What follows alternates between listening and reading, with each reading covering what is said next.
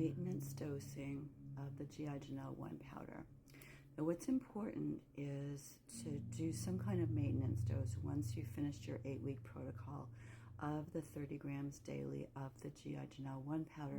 And the reason that's really important is because we don't store sulfur in our bodies. It's a mineral that we don't store. It's always active. It's always moving through us in various forms, transporting ring structures, acting as an antioxidant, NAC, glutathione, detoxification. It's always in motion. There's no storage place for sulfur in our body, like there is calcium, another mineral, is stored in our bones. So when we need it, we grab some. When we have extra, we put it back in the bones. So that's not a static system. That's a very active system. But for sulfur, it's different. We don't have a storage place. So we need to take a daily amount of sulfur. Now, you can get it from your foods, for sure. You can get sulfur in the form of methionine and cysteine. That's where we get the majority of our sulfur, and that's an amino acid. So we're getting that from proteins. Also, we're going to get sulfur, the organo-based thiols and polyol sulfurs. We get those from plant-based foods. So we do get in our diet, the daily requirement is a minimum of 1,500 milligrams a day.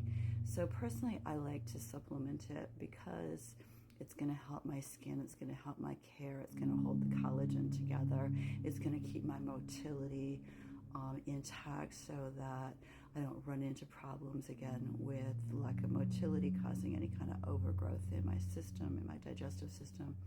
And so I encourage you to do the same thing. You're looking at about, so if the daily dose is 1,500 milligrams, that's pretty, on the low end of the spectrum. So somewhere around 2,500 milligrams, which would be roughly a half a teaspoon a day, would be a great daily maintenance dose. And, if you're looking for a formula that helps keep things like your skin and your nails and your hair healthy and flexible and have good recoil and good elasticity, which is what we all want, especially as we go into those later decades of life, then it's doing that on the outside of your body, it's doing it on the inside of your body. So that, in my opinion, is one of the most healthy supplements you can take long-term on a daily basis, along with your multivitamin and your omega-3 oils. It's kind of a good core basic.